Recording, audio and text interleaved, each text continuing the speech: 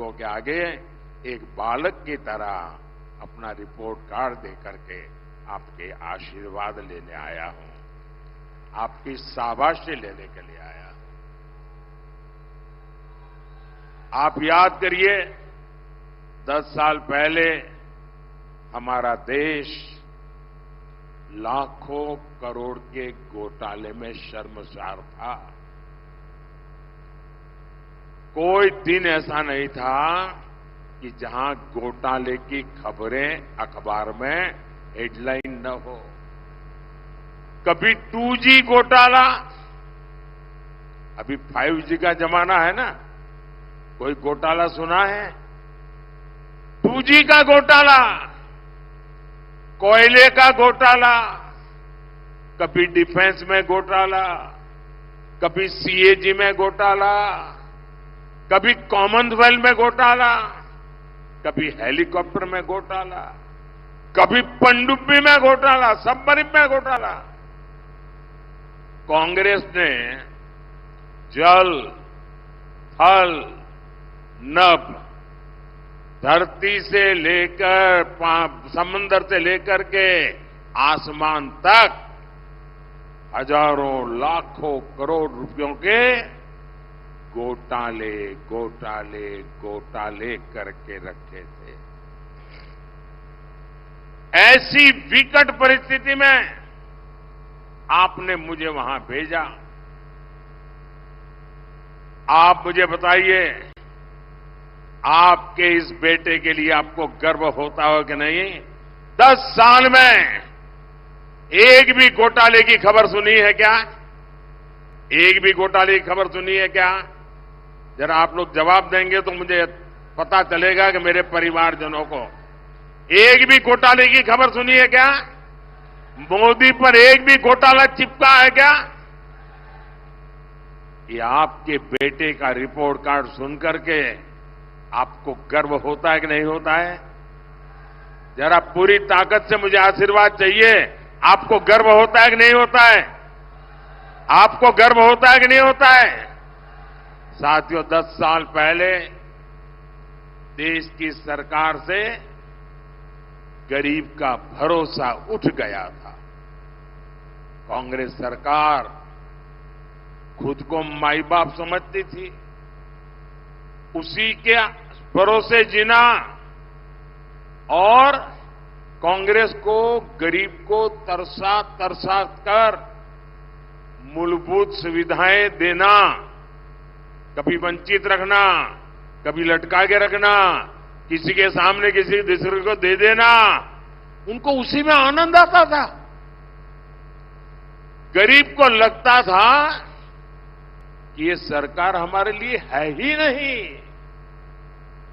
आज देखिए, गरीब आज खुद आगे बढ़ करके इस बेटे पर प्रेम लुटा रहा।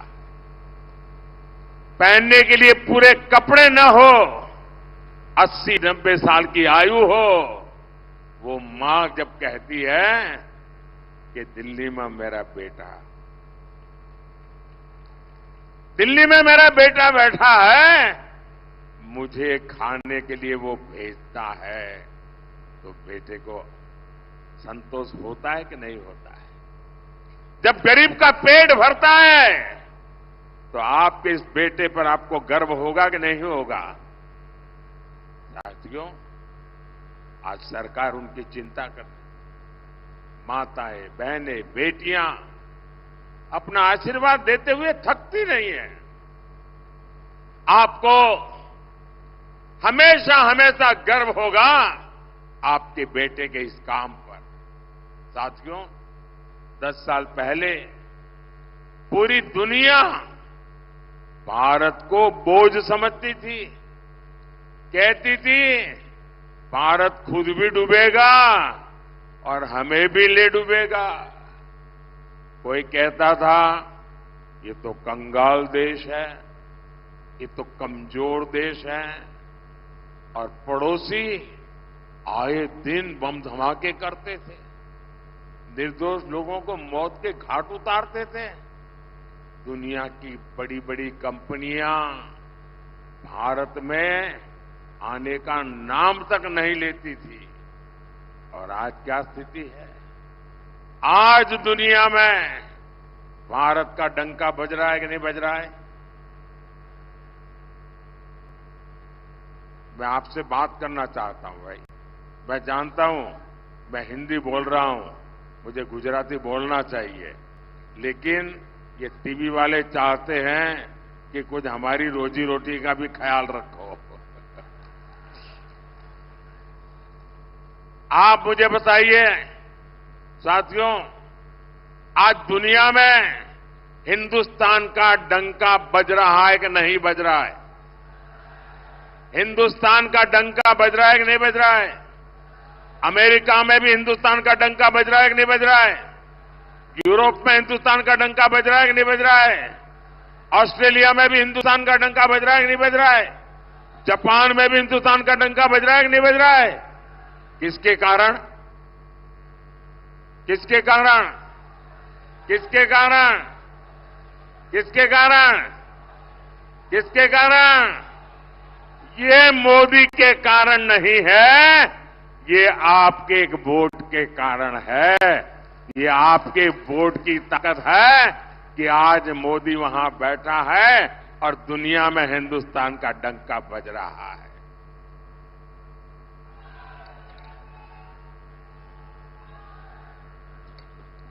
आज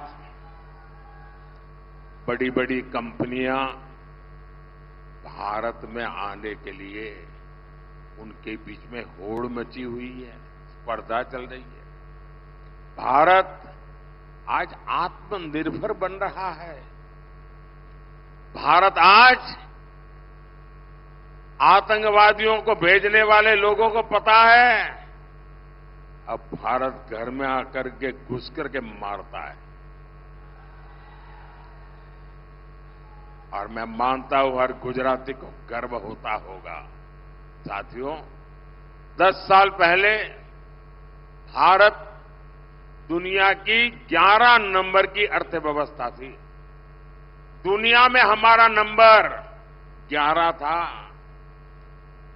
दुनिया भी सोचती थी कि जैसे तैसे भारत की गाड़ी चल रही है, इससे ज्यादा अच्छा ये देश कर ही नहीं सकता है, हो सकता है वो और लुढ़क जाएगा।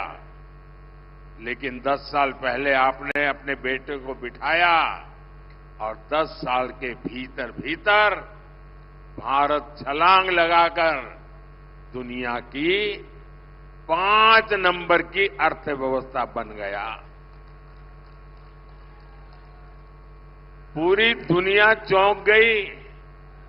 कोरोना के समय जब बड़े बड़े देशों की अर्थव्यवस्था हिल गई, एक अकेला भारत था जो मजबूती से डटा हुआ था। आपको ये बातें सुन करके गर्व होता होगा कि देश ने एक चाय वाले को, एक गुजराती बेटे को बिठाकर अच्छा काम किया है। साथियों, हार की हताश में कांग्रेस ने देश को, समाज को बांटने का अभियान तेज कर दिया है। अयोध्या में 500 साल के बाद